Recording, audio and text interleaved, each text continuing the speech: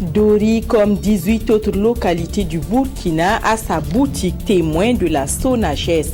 Plus de 11 000 tonnes de céréales sont ainsi mises à la disposition des populations à prix social. Et puis, le dossier de ce journal vous fera découvrir l'arrondissement 1 de Ouagadougou. C'est l'acte 3 du feuilleton que nous vous proposons chaque dimanche pour vous permettre de mieux vous retrouver dans le nouveau découpage. Voici pour les titres. Bienvenue à tous et merci de suivre cette synthèse de l'actualité sur la télévision du Burkina.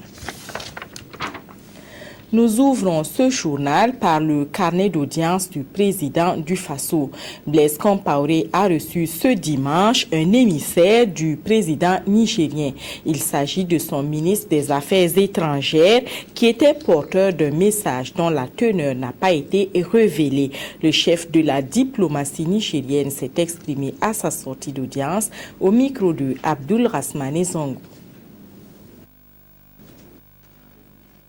Je viens en effet d'être reçu par son Excellence le président du Faso, à qui j'ai transmis un message de son frère et ami, le président Mahamadou Issoufou. Ce message a trait aux relations entre nos deux pays et aux problèmes qui se posent dans la sous-région. J'ai soumis au président un certain nombre de sujets, surtout relatifs à la sous-région, à la CEDEAO, au président de la République, tel que le message m'a été confié par le président du Niger. Et nous avons eu des échanges qui me permettront d'apporter les réponses de son Excellence le président du Faso à son ami le président Issoufou du Niger. Les membres du comité interparlementaire de l'UEMOA sont en session budgétaire à Ouagadougou. En marge de leurs travaux, les députés de la sous-région se sont rendus à Bagré. Ils ont visité entre autres le barrage hydro-agricole et électrique. Retour sur cette excursion des députés de la sous-région avec Anna Lucie Kéré. Samedi 14 septembre, il est 9h environ, quand les responsables et membres du CEP UEMOA, le comité interparlementaire de l'Union économique et monétaire ouest-africaine, quittent Ouagadougou pour Bagré, localité située à près de 230 km de la capitale. Accueillis à leur arrivée par le chargé de l'encadrement des producteurs, Gawsou Sidbé, ils vont tout d'abord assister à une présentation de la zone. Puis, les parlementaires de la sous-région vont entamer une visite guidée qui va leur permettre de mieux découvrir l'espace aménagé pour les cultures après une halte au niveau du barrage hydro-agricole et électrique. Là, ils ont eu des échanges avec le chef de service de maintenance, Xavier Zidouamba, avant de se rendre à l'usine de production des aliments, de bétail et du poisson. Le site abrite aussi une autre activité majeure de Bagré Pôle, la pisciculture. Moi, j'aurais souhaité que les résultats qui seront issus de l'exécution de ce projet soient appropriés par les populations, par les bénéficiaires eux-mêmes. Le choix de Bagré Pôle pour la sortie de terrain, de l'avis des organisateurs, n'est pas un fait du hasard. En plus du site touristique, il fallait leur montrer quelque chose de viable afin que l'on sache et que l'on puisse surtout défendre la position de l'Afrique quand on sait que le président de la commission défend devant la plénière son programme d'activité. Ce qui m'a plu surtout, c'est qu'ils disent qu'ils partent sur une dynamique de non-échec. Donc la confiance qu'ils ont en eux-mêmes, la capacité des acteurs et cette foi qui soulève les montagnes prouve qu'ils vont réussir. Les élus repartent en souhaitant que la détermination des représentants de Bagré Pôle soit suivie de résultats concrets pour que d'autres pôles de croissance puissent voir le jour dans d'autres régions du Burkina Faso pour le bonheur des populations. S'il y a une mesure de lutte contre la vie chère que les populations de Dori ont bien accueillie, c'est bien l'ouverture des boutiques témoins de la SONAGES. Elle est effective depuis ce 14 septembre et au regard de l'engouement observé, les autorités pensent déjà à augmenter le stock de céréales qui est de plus de 11 000 tonnes 300. Plus de précisions avec Aboubakar Sagnon. Alignés devant la boutique témoin, ils attendent leur tour pour enlever les sacs de céréales qu'ils viennent de payer à prix social. 6 000 francs le sac de sorgho ou de maïs de 50 kg au lieu de 9 500 à 10 000 francs sur le marché. Le sac de 25 kg de riz est cédé à 7 000 francs. Cette opération, organisée par l'État, entre dans le cadre du plan d'urgence de sécurité alimentaire et concerne 19 communes. Exécutée par la SONAGES, elle vise à repousser les frontières de la faim et de la précarité, une mesure saluée par les populations. On est venu chercher le mil. Bon, on dit il y a le mil, on donne ici, nous on est venu pour chercher. Vraiment, ici, prix c'est bon par rapport au dehors. Mais c'est très bon, on était trop contents avec les SONAGES. Pour lutter davantage contre la vie chère, de nouvelles mesures ont été prises pour accroître le nombre de boutiques témoins à travers le pays. Les boutiques témoins ont fait leur preuve, ont fait la preuve de leur efficacité en termes de contribution à la lutte contre la flambée des prix. Et c'est pour cela que c'est une mesure salutaire. Et notre présence aujourd'hui ici, c'est pour vraiment montrer à la population que ces boutiques sont effectives au niveau de la zone de Dori ici. Et dans les semaines qui viennent, nous allons travailler à renforcer ces stocks. Parce que lorsque je regarde l'engouement au niveau de ces boutiques, ça veut dire que c'est une mesure qui était tout à fait appropriée et attendue par la population. Le ministre de l'Agriculture et de la Sécurité alimentaire a aussi visité les magasins de stockage de la SONAGES de Dori. Actuellement, 11 350 tonnes de céréales sont entreposées dans les magasins SONAGES de la région du Sahel. Comment les jeunes leaders peuvent-ils s'engager dans la lutte pour la réduction des inégalités dues au genre? Les participants aux universités d'été des jeunes leaders à Bobo-Dioulasso ont réfléchi sur le sujet. La rencontre a eu lieu à l'initiative du Centre de recherche et d'intervention en genre et développement et de l'ONG Diaconia. Le choix de Nestorine Sangari comme marraine n'est pas fortuit. Siriki Milogo, Sanoua Christine Koulibaly. Expliquer la politique nationale genre en vue d'obtenir un engagement pour la réduction des inégalités basées sur le genre au Burkina, c'est tout l'enjeu de ces universités d'été organisées au profit des jeunes leaders. Après une journée de réflexion, c'est au cri de jeunes leaders engagés à 100% pour une réduction des inégalités que les participants ont accueilli le ministre de la Promotion de la Femme et du Genre, marraine, pour une soirée d'échange. Une initiative positivement appréciée par les participants et qui se justifie à plus d'un titre. La revue des dépenses publiques du Burkina Faso, qui a été réalisée en 2009, a montré une faible efficacité de ces dépenses-là parce qu'il y a eu une faible prise en compte du genre dans l'élaboration des projets et programmes. C'est une bonne œuvre à continuer car durant ce séjour, on va apprendre beaucoup de choses. Déjà, on a appris la notion du genre.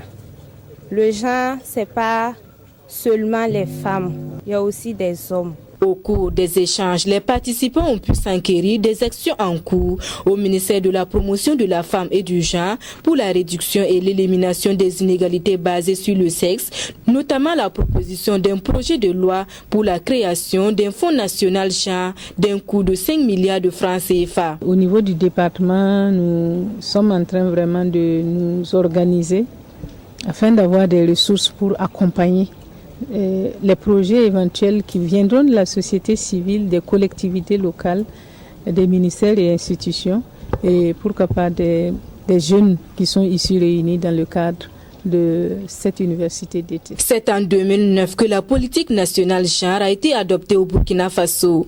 Les participants à ces universités d'été devront au sortir de leurs travaux proposer des projets d'investissement pour le bonheur de la population. À noter que c'est Gawa qui accueillera les prochaines universités d'été des jeunes leaders. Parmi ces leaders, il y a certainement de jeunes entrepreneurs. Un réseau regroupe un certain nombre d'entre eux et ce réseau leur a offert, l'espace d'un week-end, un temps d'échange, d'information et de débat. C'était au cours du Forum national du jeune leader qui s'est tenu qui s'est tenu à Ouagadougou. Et au cours du dîner de clôture, 10 plans d'affaires sur 50 ont séduit le ministère en charge de la jeunesse qui s'est engagé à financer un certain nombre d'entre eux à travers le réseau. Ramatou Zida. Avec son projet d'élevage de porc, Cécile Babou Dabiré de la région du Sud-Ouest fait partie des 10 jeunes dont les plans d'affaires ont été jugés meilleurs à cette première édition du Forum national des jeunes entrepreneurs. Sur la 50aine de projets reçus, les leurs ont été retenus pour leur pertinence. Le ministère de la Jeunesse, de la Formation professionnelle et de l'Emploi mettra les fonds nécessaires à la disposition du réseau des jeunes entrepreneurs du Faso REGEF afin d'appuyer ces jeunes entrepreneurs dans la réalisation de leurs projets. Puisqu'il a appelé mon nom, je ne sais même pas quoi faire. Je n'ai même pas pu manger. Tellement que la joie m'a dépassé pour pouvoir réaliser mon rêve. Mon idée de projet, comme je l'ai écrit, c'est la production du maïs. Produire et commercialiser du maïs. Le coût total de mon projet, c'est 1,3 million. Ces projets financés, le REGEF aurait accompli sa mission principale qui est de rechercher des partenaires et des financements pour ses membres. Ce forum, c'était pour permettre aux jeunes entrepreneurs de s'imprégner de tout ce que l'État fait pour eux et qu'est-ce qu'eux-mêmes là, ils pouvaient vraiment mûrir comme idée pour améliorer les activités en tant qu'entrepreneur, en tant que jeune, surtout jeune entrepreneur. C'est une très belle initiative qu'il faut encourager. Je vois déjà qu'ils ont des parrains qui sont les premières autorités de ce pays. Donc ça montre quand même que c'est une préoccupation majeure, que les jeunes veuillent se prendre en charge. Je pense que ça c'est une initiative à encourager. Les acteurs de cette édition du Forum des jeunes des entrepreneurs sont venus des 13 régions du Burkina. Ces 2 jours d'échange leur auront permis de partager des expériences et de renforcer leurs capacités en matière d'entrepreneuriat. Je vous propose à présent de suivre le dossier de ce journal. Il vous amène à la découverte de l'arrondissement 1 de Ouagadougou. L'arrondissement 1 est composé de 6 secteurs, tous situés au centre-ville. Il regroupe les vieux quartiers de Ouaga et une grande partie des services de l'administration publique. Et contrairement à ce que beaucoup pourraient penser, il y a fort à faire dans ce quartier en matière de routes et d'assainissement. Jacques Lamissa Tarpaga. Le premier arrondissement de Ouagadougou, c'est le cœur de la capitale. Le centre des affaires comme le marché central Woro-Woko, mais aussi le siège de l'administration avec toute la zone des ministères. L'arrondissement comporte les secteurs de 1 à 6. Le premier arrondissement, alors comme limite nord, voilà donc c'est cette ligne. Alors ça part pratiquement de l'échangeur de l'ouest. De l'échangeur de l'Ouest, vous cheminez sur l'avenue Kadioro jusqu'au pont Kadioro. Du pont Kadioro, on va à la bataille du Rail.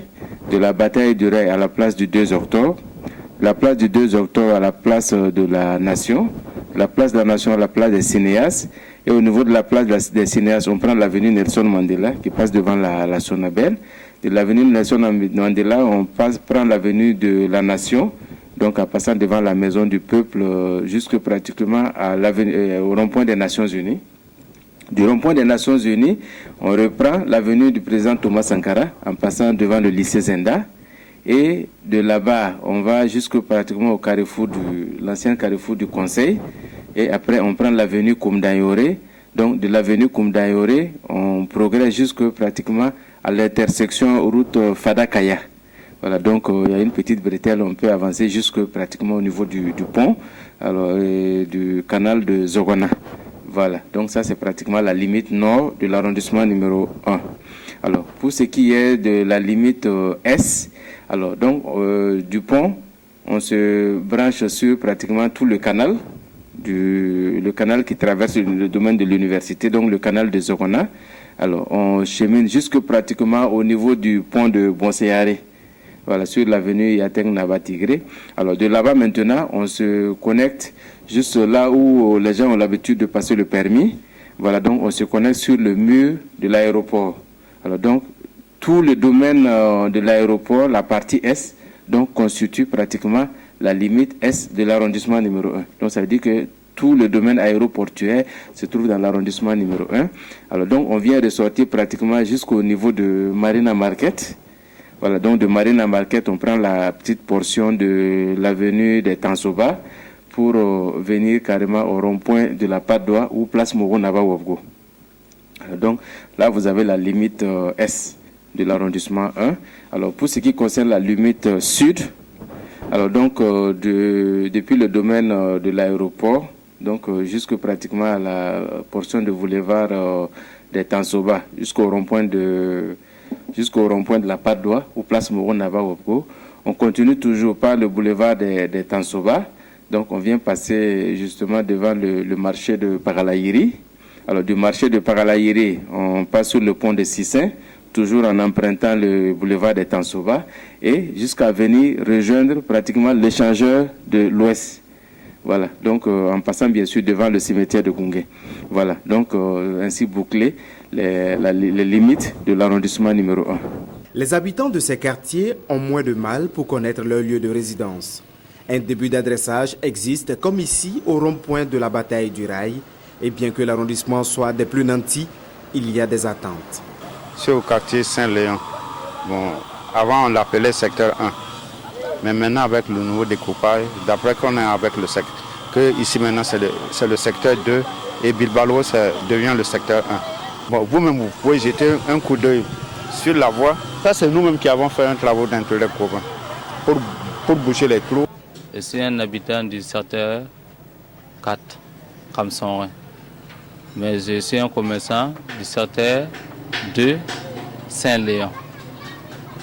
C'est quel arrondissement? Arrondissement, c'est Bascui, c'est arrondissement 2. Et nous, on entend que le maire fasse une bonne chose pour nous aussi, puisque la voie même n'est pas bitumée et puis il y a trop de poussière. Le maire Antoine Compaoré est conscient de ces problèmes qui constituent des défis pour lui et tout son conseil d'arrondissement. Notre arrondissement paraît être l'un des plus urbains, en tout cas des autres arrondissements, mais cela ne veut pas dire que nous n'avons pas de difficultés. Nous rencontrons énormément de difficultés, surtout en ce qui concerne la voirie et l'assainissement. Vous savez que notre arrondissement est composé de vieux quartiers, si bien que le problème se pose avec acuité. Au niveau de la voirie, toutes les rues pratiquement sont dégradées. Au niveau de l'assainissement, il y a l'insuffisance des caniveaux et les caniveaux existants n'arrivent plus à drainer correctement l'eau, si bien que à la moindre pluie, il y a des plaintes récurrentes qui nous reviennent. Et ça, c'est vraiment un défi pour nous. Mais nous comprenons le problème parce que c'est peut-être pas dans l'immédiat qu'on pourra le résoudre, étant entendu que le conseil municipal qui a pris service en même temps que nous s'attelle en tout cas à résoudre ce problème. Les solutions aux préoccupations des populations sont recherchées dans ce local, l'ancienne mairie de Bascui qui sert de siège au nouvel arrondissement. Nous avons quand même hérité des bâtiments de l'ex-arrondissement de Bascui, ce qui ne nous a pas créé beaucoup de problèmes, étant entendu que nous avions déjà et le local, le matériel, le personnel, si bien que pour moi le début n'a pas été difficile du tout. L'information et la sensibilisation sont les créneaux du maire pour orienter davantage les citoyens. Le premier arrondissement compte 113 000 habitants environ sur une superficie de près de 30 km². C'est tout pour aujourd'hui. Toutes les équipes de rédaction et de réalisation vous disent merci de nous avoir suivis toute cette semaine. Excellente suite de programme sur la RTB. Bon début de semaine à tous et à toutes.